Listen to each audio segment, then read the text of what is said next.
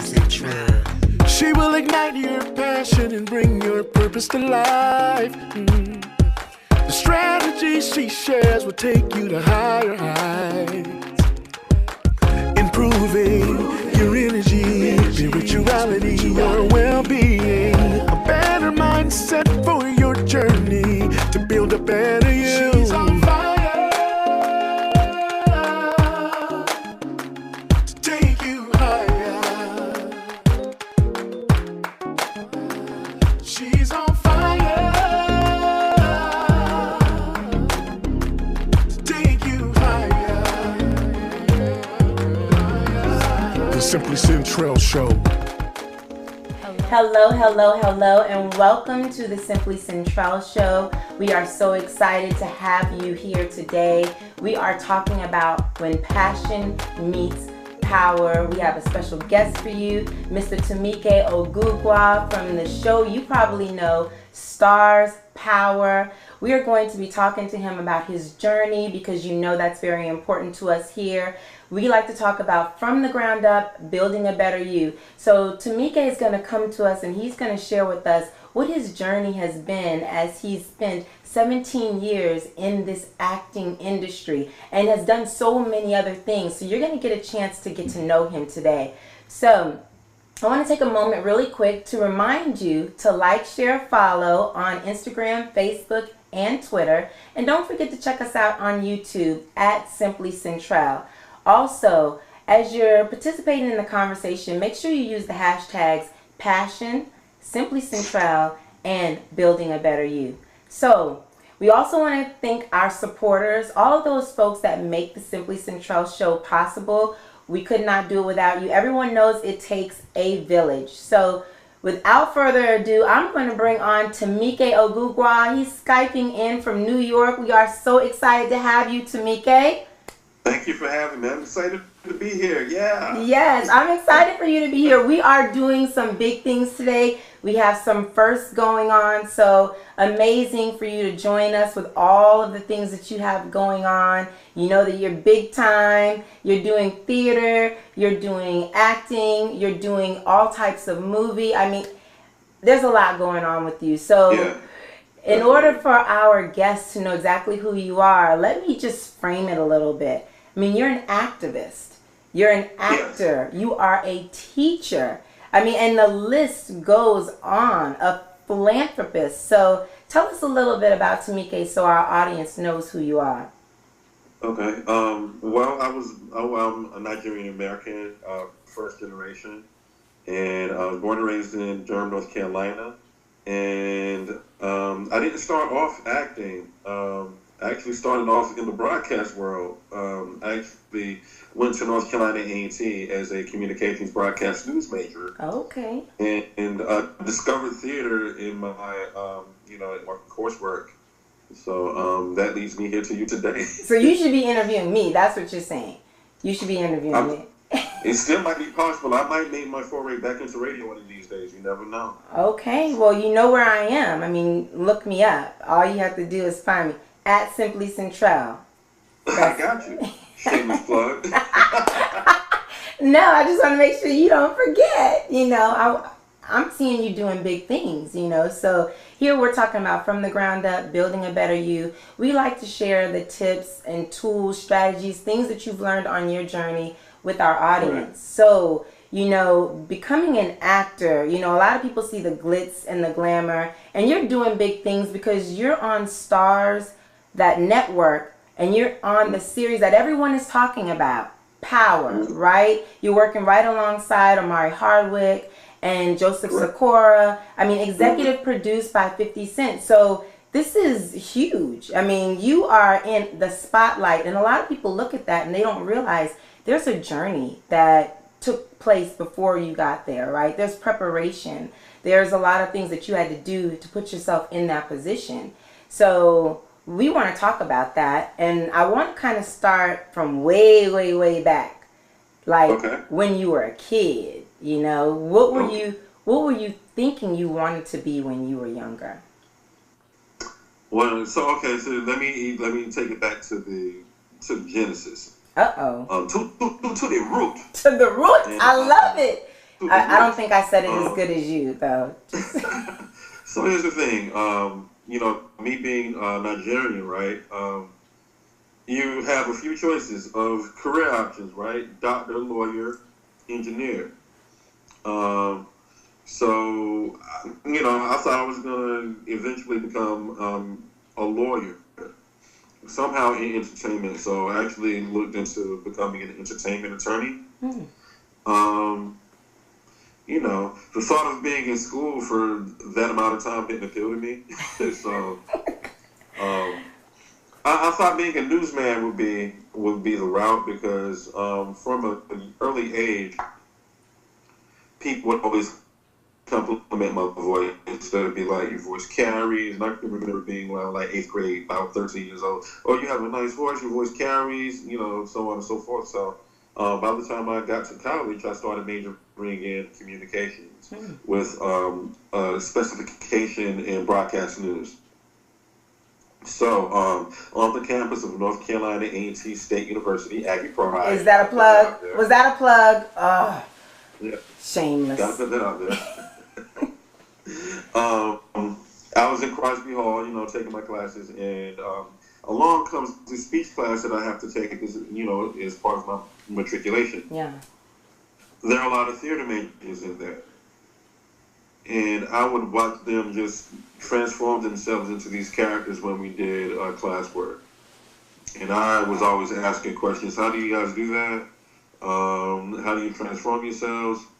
So I took an acting for non-majors class, and then the next semester I changed my major. So that's how I got to this. Wow. So college. So not kid. College. That's, you know, most people say, what do you want to be when you grow up? And they're asking you when you're 8, and then they expect that to be what it's gonna be. You took one. You took one class, and then you were like, I'm done. This was it. Yeah, that was it. You know, I for me, the things when I became media literate and I became aware of the news industry. Yeah. I sort of didn't like some of the things I became aware of. So I said to myself, how can I be a beacon of light, a beacon of hope, and an advocate for change? Yeah. I thought the best way to do that would to be an artist. Yeah.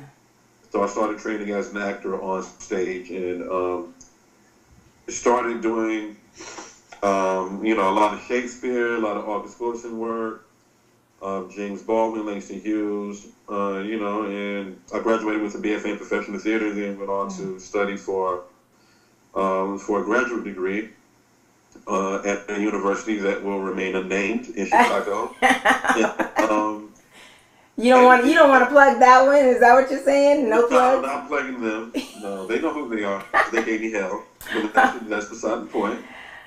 But I learned from it. You know. So what I ended up doing was I got a day job in Chicago, and I started doing theater, a lot of theater in Chicago for a couple of years. So and then I made the leap to New York shortly thereafter. So would you say at that point you were already passionate about acting? When you decided to change your major, you had decided this is what I'm passionate about. This is what I'm going to do. That was my purpose. Not only that was my passion, but that was why I'm put on earth. Well, see, and that's awesome, because some people feel like they have to have known it early. You know, say you have a talent of singing, or you have a talent of playing an instrument, and people feel like, well, that should be your passion. That should be your purpose, should be wrapped up in that. And that's not necessarily the case.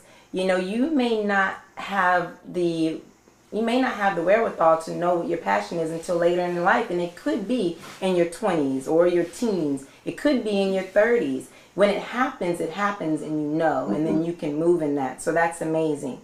So I don't think everyone knows that your name actually means passion.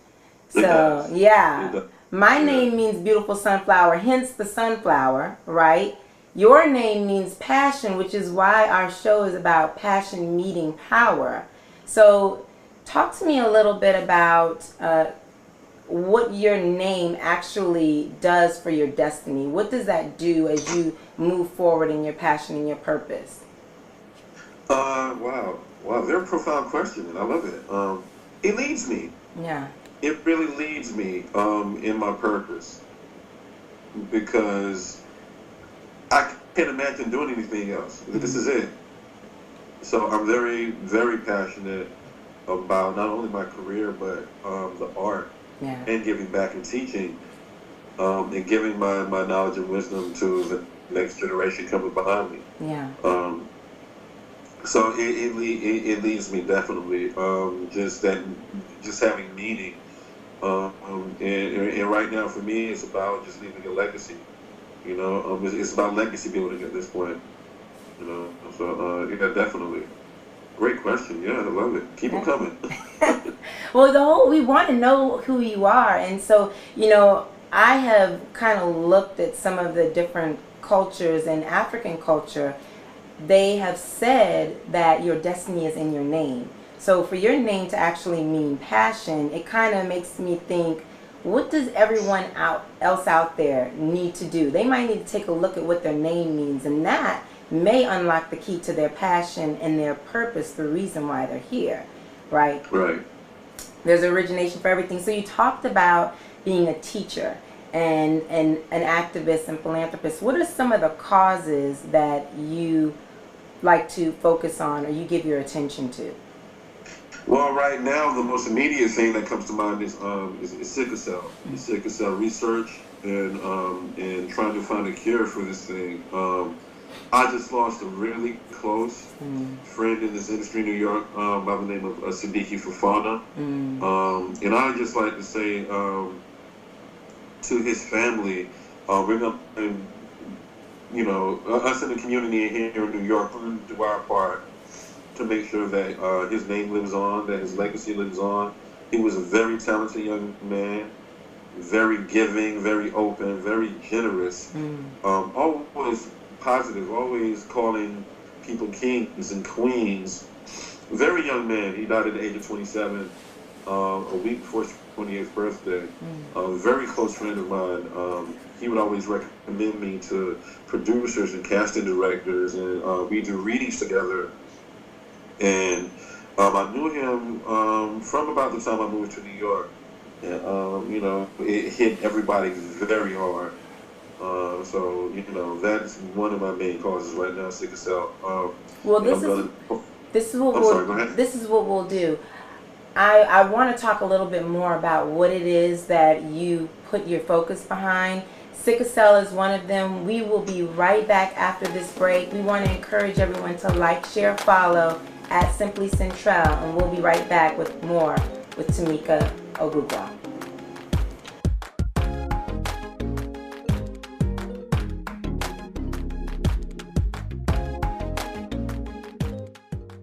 Parkway Mazda is where customer satisfaction is just not a slogan, it's our culture.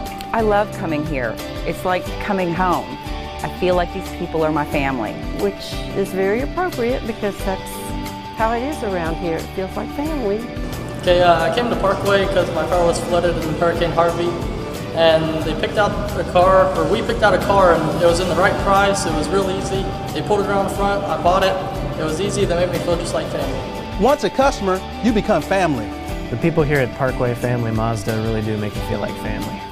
Every experience has been a pleasant one, from the purchase to the repair to the finance. Come on and join the family at Parkway Family Mazda. At Parkway, we are deeply concerned for all who are affected by the recent flood. For a very limited time, take advantage of 5 months, no payments on new 2017 Mazdas, $1,000 rebate and $750 flood assistance, and 0% ARP financing for 60 months. Welcome back to the Simply Centrell Show. We are here with Tomike Ogugua, and we are talking about when passion meets power. And as we left before the break, we were talking about some of the different areas that Tomike is very focused on as an activist. One of them is sickle cell, where he lost a very close friend recently. And so we want to get back to that conversation, Tomike. So sorry that you lost your friend, and so awesome that you are still dedicated to the cause of finding a cure for sickle cell. Tell us about some of the other areas that you're dedicating your time to. Another area definitely will be diabetes. It runs in my family. It's affecting my family. I actually have a relative that passed away from diabetes as well. I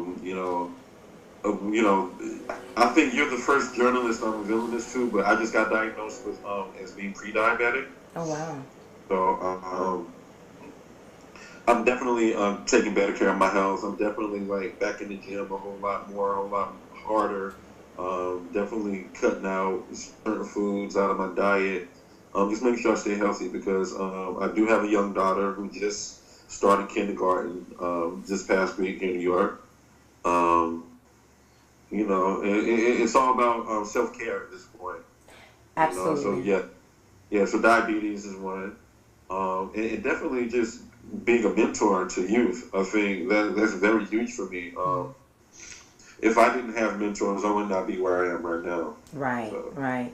Yeah. No, that's awesome. One, thank you for sharing what's going on with you, and that you are taking steps to not only improve your health, because the things we put in our body do matter, right? We want to make sure that our body is able to process everything and that we're giving it the right nutrients. So you are able to now address what you know. So you've said a lot, because a lot of people don't go get checked. So kudos to you, because you checked into your health. You thought it was important to find out what was going on, and that's the first thing you have to do. Know what's going on with your health. And then two, when you know what's going on and there are things to address, you need to address them. Whether that's changing your diet, whether that's incorporating some activity, all of those things help your physical, mental, and overall well-being. So kudos to you. And then the third thing, you have a daughter, and what an amazing example for her that she gets to see all of the things that you're doing, so she knows how to live a healthier life as well. So yeah, definitely. Pretty cool. So you teach. Yes. So what are you teaching? What are you teaching? I teach, since about 2012, I've been teaching theater, drama, and acting to youth. In different community-based organizations here in New York City and the 5 boroughs.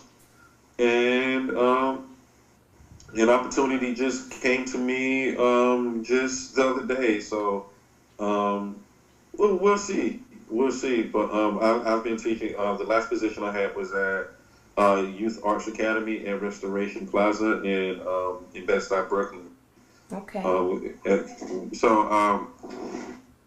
Just giving back my knowledge and just teaching. I think basically, whenever I teach, I learn, and it makes me a better artist. Yeah. So when I'm being unselfish and I give of myself, I still gain a little bit. Yeah. That's awesome. I always like to say, when you teach, you learn twice, because it's a reminder to you, and sometimes you need to hear it again. People think, well, it's already in me, I already know it. Sometimes you actually need to hear it. So one, you're giving back to people and you're sharing your knowledge and you're constantly reinforcing it to yourself, which makes you better at your craft. So that's pretty awesome. And obviously all of that energy translates to now your new role on STARZ, right? Where you are playing the what is his name? Macedon? I don't know how to pronounce it. Yeah, I pronounce it Macedon. Macedon? I saw it, yeah. Yeah. So I say Macedon. So you're the marshal. Miss Kent might feel about my pronunciation, but yeah, it was an absolute joy and an honor to be on that set. They're one of the best crews in the business. Definitely best writing in the business. Okay. Yeah, I was on set with first of all with Joseph Sikora. Just him and I for like maybe 10 hours on set. Yeah. Yeah, when in the scene where I process his character Tommy. That was actually like the first time I was on a big budget set like that as as a principal. Because previously, before I became SAG-AFTRA, I did a lot of non-union television shows like Red Rum on the ID channel. Okay. Celebrity Ghost Stories on Lifetime Movie Network. Ghost Stories. So I did a lot of reenactments. Mm-hmm. And so by the time I got to Power, and it was the first time on a big budget set like that, I was so tense and so nervous because I wanted to do a good job and right. get invited back. And I got invited back, so hopefully I'll get invited back again. Right. Well, you've been on season 2, you've been on season 4. I mean, that's repeat appearances. And not only that, well, you are gleaning, you are learning. Even in that time, you're learning from folks that are doing things. So do you feel like you were prepared for this role? Even though you were nervous, scared, all of that stuff, inside, did you feel like, you know what? I've done all the work. I've done the other parts. I've been in the shorts. I've done, stage appearances and theater. Now I'm ready for this. Did you feel like that? I did feel like that after the director took me to the side and kind of calmed me down. Yeah. I was tense. But after, he took me to the side and was like, hey, Tomike, just take your time, relax. I like that. The director talk, you know what I mean? Right. I went back and, did the scene with Joseph, and the rest is history. And then, of course, I get invited back for season 4 to play opposite Omari Hardwick, who is the lead of the show. Yeah. And he's a consummate professional. Mm-hmm. He stayed in character the entire time with me. He spoke to me as Ghost between takes. He didn't speak to me as Omari. Like, I saw Amari at rehearsal at the table read, where he introduced himself to me personally and said, hey, we're gonna rock out, we're gonna do, good job, we're gonna have fun. And we shot our scene about 2 weeks later, and he was ghosted the entire day. Like, it was crazy to watch that. So how did that help you? Did that help you? Or did it kind of like freak you out? Like, wait, what's happening here? Oh, I was game for it. It helped me a lot. It helped with my character because he would tell me things between takes to affect his character, and I would do some of the stuff, and you see in the season premiere of the 4th season how we did it. Yeah. So. Okay. Well, and so here it is. Now you're on this big budget, because you're right, it is big budget, and I like that you said, you were tense. You were way tense, and you had to have some reinforcement, some encouragement. Someone had to take you to the side and say, hey, it's okay. This is your first time doing this. You're going to be just fine. You're going to do great. Because we all need encouragement. Some folks feel like once you get to the place or the destination, I don't even know what that necessarily means, that you're supposed to be so-called perfect. And they don't realize that you're still growing. There's still more to the journey, and there's still things you don't know. They're unraveling. So you need that support, and you need those people who have been there to kind of share what they did, because you are all doing the same thing. They're probably feeling the butterflies and the angst because everyone wants it to go well, right? Right. So what did that mean to you for them to pull you aside and say, okay, yes, you've made it here. Now let's encourage you along the way. Well, first, I was hoping that I wasn't making them mad because they did have to take time out to put me to the side. But I mean, it's just part of the process. Yeah. It's part of the process. The director probably realized that I was nervous because I was kind of inexperienced at being at that level. So, he was kind enough to do that. And then I was fine after that. I was fine. Okay. And then, and as I said, I got invited back for season 4. Right. So I must have did something right. You must have, right? And when you've been doing things right all along, so it's not just STARZ Power. You have been on so many other projects. And one I wanted to mention, because in the city of Houston, we recently experienced Hurricane Harvey. So there was a movie short that you did, and it's called Samaria. And it talks about a woman who was who experienced a disaster, a hurricane, and the suffering that she experienced as a result of that. And I kind of wanted to talk about that here and what your experience was like on that movie set. Wow.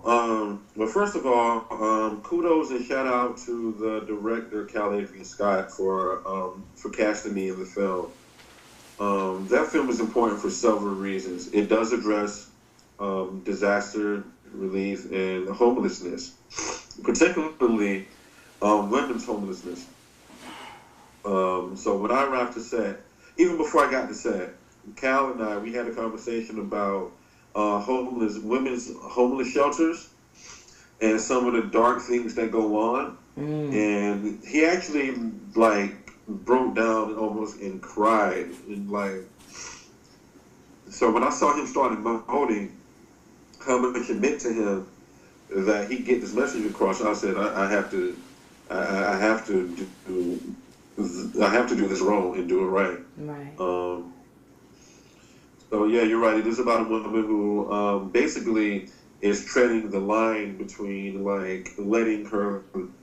She has to not let her boss know that she's homeless, but then she has to not let the homeless shelter know that she has a job. Wow. So that was the conflict she was going through. Wow. Because the rule for the homeless shelter was that if you have a job, you can stay there. You know, we know that. I'm sorry, go ahead. We know that a number of people in those types of situations, they're experiencing natural disasters, are probably facing very similar conflicts, right? So we're going to come back and talk a little bit more about it because I want to give it more time. We're going to take a quick break. Remember to like, share, follow at Simply Centrell on Facebook, Instagram, and Twitter. We'll be right back.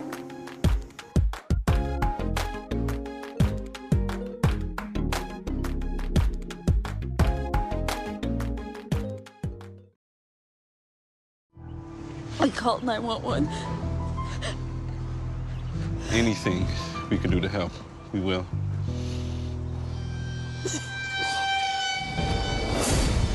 Reggie's big mouth has done him in. And not only with the police. The first thing that he said to me was, I think she died a peaceful death.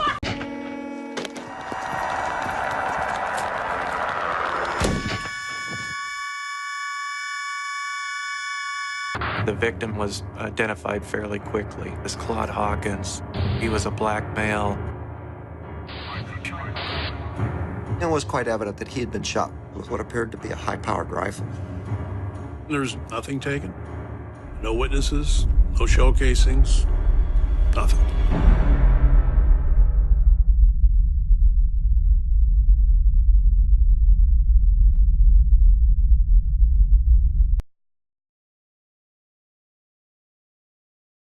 Parkway Mazda is where customer satisfaction is just not a slogan, it's our culture. I love coming here. It's like coming home. I feel like these people are my family. Which is very appropriate because that's how it is around here. It feels like family. Okay, I came to Parkway because my car was flooded in Hurricane Harvey, and they picked out a car, or we picked out a car, and it was in the right price. It was real easy. They pulled it around the front. I bought it. It was easy. They made me feel just like family. Once a customer, you become family. The people here at Parkway Family Mazda really do make you feel like family. Every experience has been a pleasant one.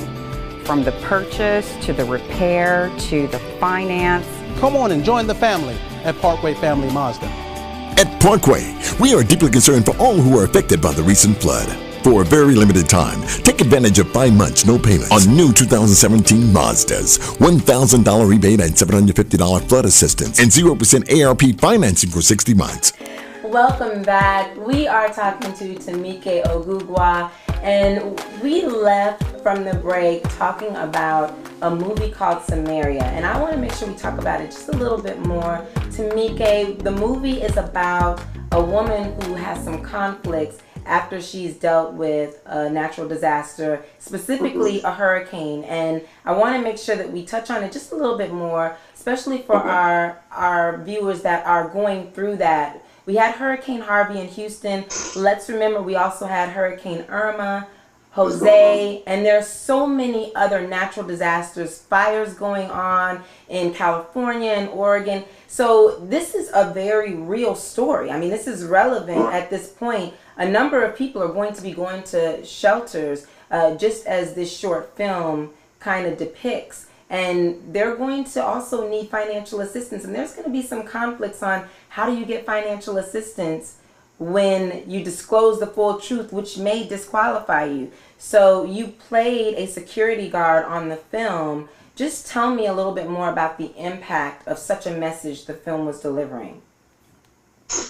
I mean, it affected me on a personal level because, you know, here in New York City especially, we have a really huge homelessness problem.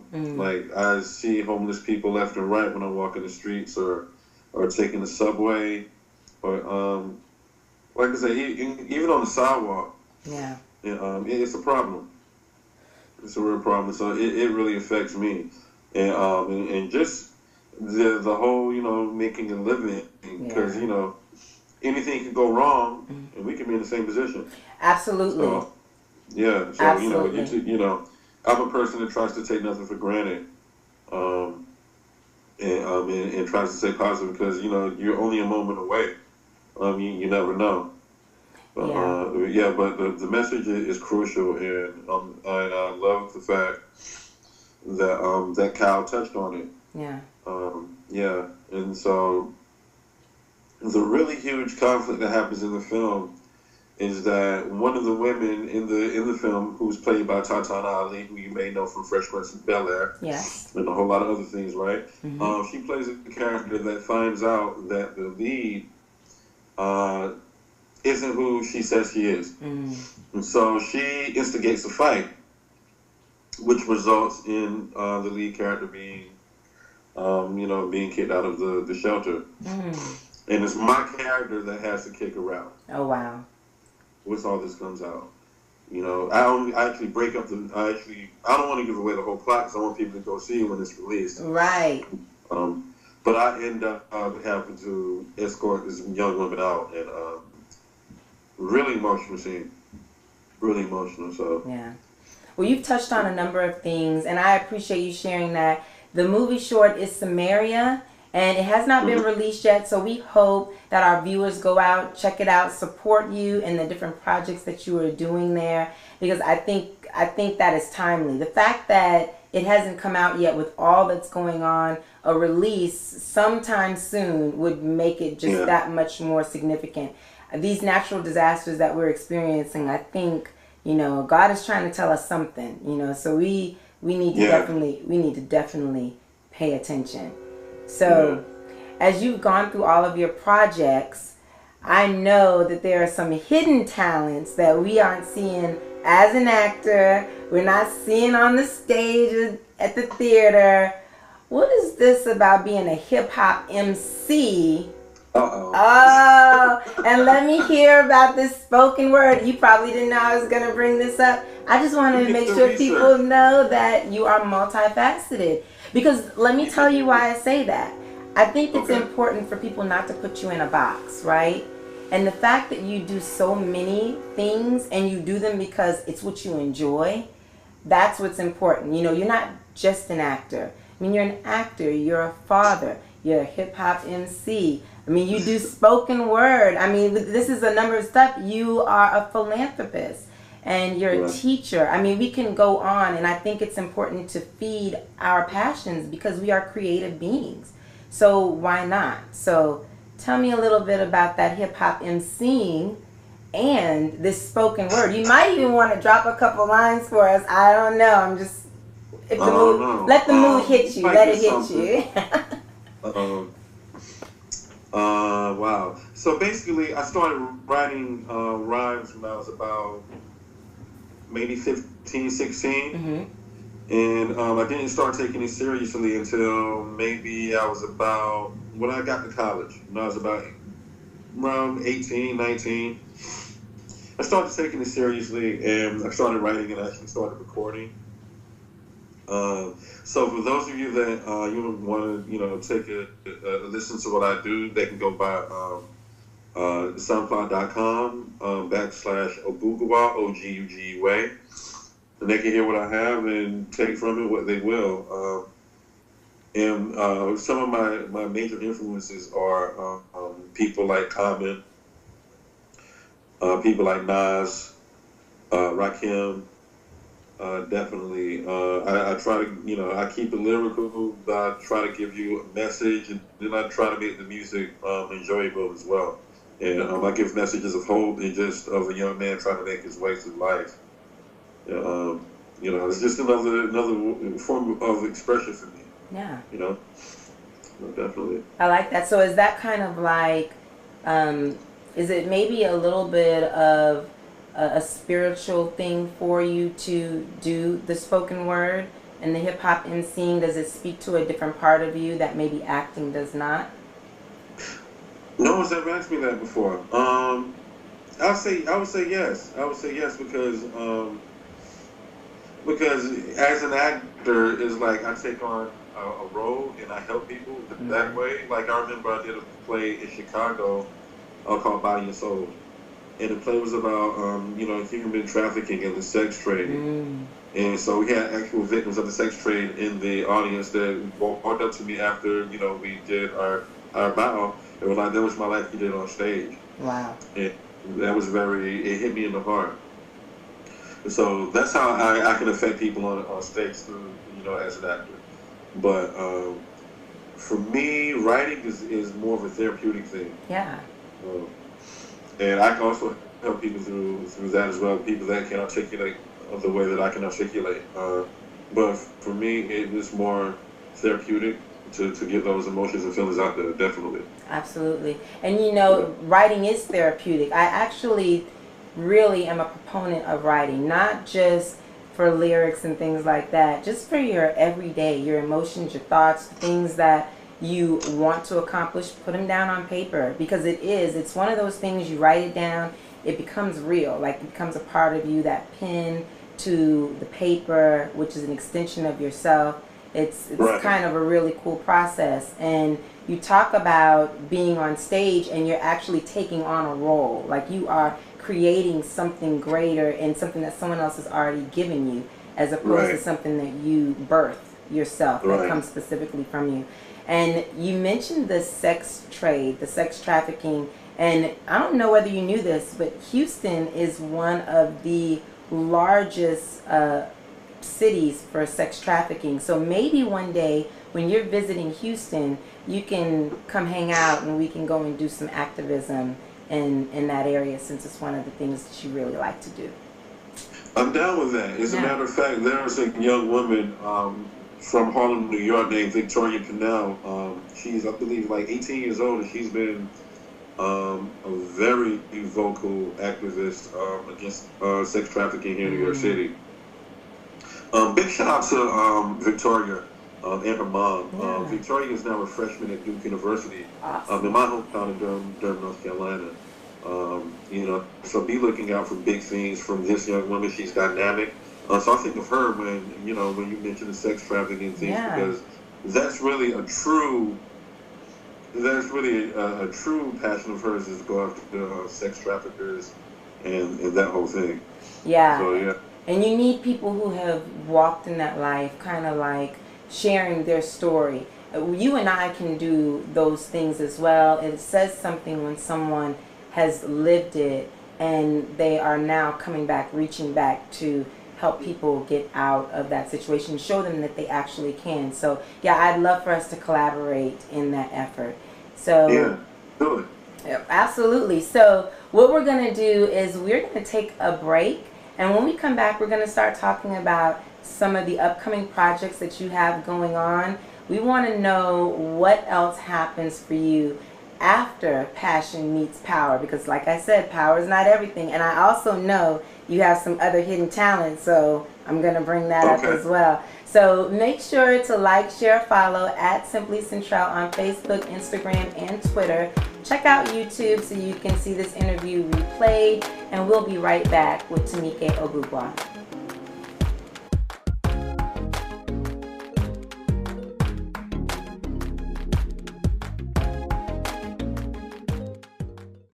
It's different for everyone that competes. Some people don't like the pressure of competing. I like the adrenaline. I like the whole aspect of competing. Your clock starts now. I just wanted to pick up the medals so everybody can sleep in tomorrow. How's that sound?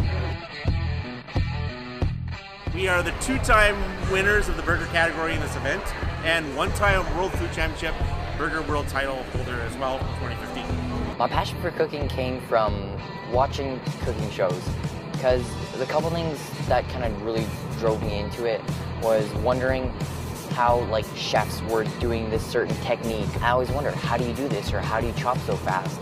That's what really kind of pushed me overboard into the culinary world. My name is Lindsay Porter. I am the executive chef at Woodwork Restaurant in Edmonton. My name is Levi Biddlecombe, and I'm the executive chef at Pack Rat Louie. My name is Allison Smith. I work at Park Island Restaurant. My chances are still good, even though I've seen how talented they are and they're very skillful. But I feel I know my abilities, I know what I can do, so I feel like I still have a really good chance. I mean, I'd be lying if I didn't tell you I wasn't competitive.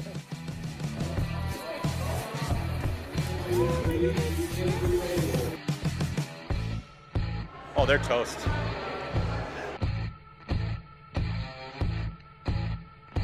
Who doesn't want racing this season? Come on.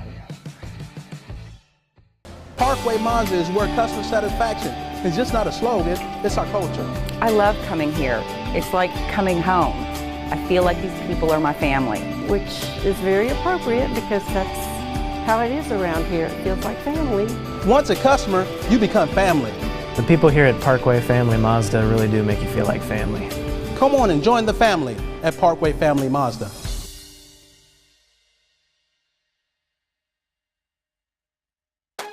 Welcome back. We are here with Tomike Ogugua, and we're talking about when passion meets power. He is the star, or a star, big star in my opinion, amazing man on the show Power. You've probably seen it on STARZ, and we're talking about what's coming up for you, Tomike. You've done the theater, you've done short films, you're on Power. I mean, you have been an activist, teacher. I could go on and on about the things you're doing because I think your work is important. We know that everyone wants to make it, right? So all of these projects that you've had in your life, they culminate to something. And they need to culminate to your goals, right? The things that you have in your long term that you want to accomplish. You're leaving your legacy. We see that, and we appreciate what you've done to entertain us, to inspire us, to motivate everyone who's listening and watching to be their best, right? So tell me about what that project looks like, and or what your upcoming projects are that would make you feel like you've made it. Well, right now, you know, we're in an age of technology where you can do things yourself. So I'm in a film right now called Driving Force. Yes. Which is about two men meeting when fate meets both of them. I don't want to spoil it, but it's screening all over the country right now via African American short films in different markets across the nation. And it just screened yesterday at the Newark International Film Festival in New Jersey. And I couldn't be more proud of the project. Antoine Allen, who's a award-winning filmmaker, cast me in the project without an audition. Who I actually met at the October Film Festival about 3 years ago here in New York. And we've been rocking out ever since. And, so there's Driving Force. I have a web series called Effed Up and Fabulous. Wait, say that again? Say that again? It's called Effed Up and Fabulous. I can't say the word. Right. I won't even know. Are you supposed to be giving us how we can get there? Don't spell it. Don't spell it. I won't spell it. But no. It will be on YouTube when it is released. So we're in pre-production for that. I play a character named GQ Sexy, It's a whole like just an urban take on Sex in the City. Okay. So, GQ sexy. All right. Yes. So people to see me, play something a little different. So that's going to be fun. And you can find out about that on Instagram. If they go to Instagram and search, Effed Up and Fabulous, they'll see some of the cast members and who we are and what the project is about. There's also a documentary called Onward and Upward that I'm posting. I have to travel down to Atlanta and shoot next month. Oh, nice. Which is about how Black Greek organizations affected the civil rights movement. Mm-hmm. So that'll be coming as well. And there are a couple of other things. So okay. Yeah. So you have a film coming up. You're going to be hosting, and you have other things coming up as well. Yes. And let's not forget the YouTube channel, right? Right. Okay. That's right. That's YouTube, all. Simply Centrell. Really? What is your YouTube? Oh, okay. My YouTube is Tomike Ogugua 1. Okay. On YouTube. Okay. And where else can everyone follow and connect with you? Okay. Of course, Instagram at Tomike Ogugua, all put together, all lowercase. Not hard to find. Please follow me, and you'll see what I'm up to. I post everything, as well as Facebook, Tomike Ogugua, my artist appreciation page. I don't like to refer to myself, say the word fan when I'm talking about myself. So I say artist appreciation page. I like that. Yeah, so I can be reached there. And my personal page, which is Tomike Lee Ogugua. Lee. So I can be reached there as well. And on Twitter, at Tomike Lee. So, yeah. Okay. Very good. So, everyone, you know exactly where to go. Instagram, Twitter, YouTube, Facebook. Check out Tomike Ogugua. He's giving you all the information. Rewind it just in case you didn't get it. And then make sure you go and connect. So, some of the lessons that you've learned. You've done all these wonderful projects. And we talked a little bit, even in pre-production, about some of the things that you've learned. Share with us some of the biggest lessons, because we like to share with our audience how they can build better. Everything that you're doing has been preparation. We talked about that earlier. Preparation for the next step. So what are some of the biggest lessons that you've learned in your career that you carry with you that makes you better each time? Wow. I mean, this stuff I'm still going through. I'm still learning and growing. But definitely don't listen to the noise. Don't listen to naysayers. You can't listen to people who say you can't. You have to surround yourself with people who are going to nurture you and support you, and people who are going to have your back. Yeah. You have to have mentors. Definitely. Excuse me. And don't give up. Don't give up. Not everybody's going to appreciate your gift. That's one thing. That's the biggest lesson I learned. No, everyone's not going to have an appreciation for your talent or your gift. Some people might not think you have a gift at all, and that's okay. Right. That's the truth. Everyone does not have to like you. Right. It's okay. So, I mean, I know who I am. I know what I'm about, and I keep doing it, and the world sees what I'm doing. So I just keep doing what I'm doing, and I'm enjoying life, and I enjoy my career, and I enjoy bringing joy to people through my art. And it's a beautiful thing, to have people from my hometown where people are desperate for a leader, someone they can look up to inspire them, and they see me on Power and on Blue Bloods, all the other stuff that I've done. Case in point, excuse me, I'm having some issues over here. I know those allergies are kicking butt. You know what? We appreciate you sticking with us, though. You're a trooper, so you're knocking it out. But yeah, just very briefly, I went down to Durham just a few weeks ago, and I saw childhood friends I hadn't seen in maybe up to 10 years, up to 20 years in some cases. And I went down there to give away school supplies and book bags to my community I grew up in. Wow. Actually, I addressed the crowd. We had a huge turnout. A lot of my childhood friends came to see me because they see me on TV. They seen what the person I'm growing into. Because I was no longer Lee, who was like the guy everybody, might have teased and picked on because they couldn't pronounce my name.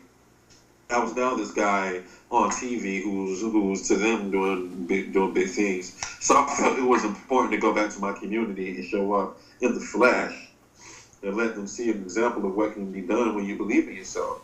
So that's the hugest lesson I've learned, is just to believe in yourself. Because if you don't believe in yourself, no one else will. Right.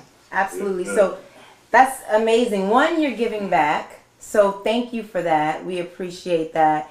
Not everyone goes back to where they were and share with those people that are looking at you as a role model. You know that. So you've shared a couple things, and we want to recap that. We can check out Tomike on STARZ Power. We don't know what's coming up in the upcoming season since we just wrapped season 4, right? We can check you out in Samaria, which has not been released yet, and A Driving Force, as well as more projects. Thank you, Tomike. I want to make sure that our listeners and viewers really take home those lessons you talked about. You were talking about how important it is to have those people who support you and your dream around you, because that's what helps to propel your passion and your purpose forward. You have to be surrounded by encouragers, people that are going to be right there and giving you the type of advice that you need. And the other thing you said was, don't quit. Don't listen to the naysayers and don't quit. In order for you to have gotten as far as you've gotten, or to even be in this business for 17 years, you had to stay focused. You had to stay on the ride. There are a number of things that you've experienced, and you're here because you didn't quit. So no matter what it is that you out there are doing, whatever your dreams are, your passions, your goals, whatever stage you are in those efforts, don't quit. And then you will see what this journey brings to you. So this has been an amazing conversation with Tomike Ogugua. We thank you for joining us. We are talking about passion meets power. You can check out Tomike on the show STARZ Power, as well as A Driving Force and Samaria. Also, don't forget to connect with him on @Tomike Ogugua on Facebook, Instagram, Twitter, and YouTube, as well as @Simply Centrell on Facebook, Instagram, YouTube, and Twitter.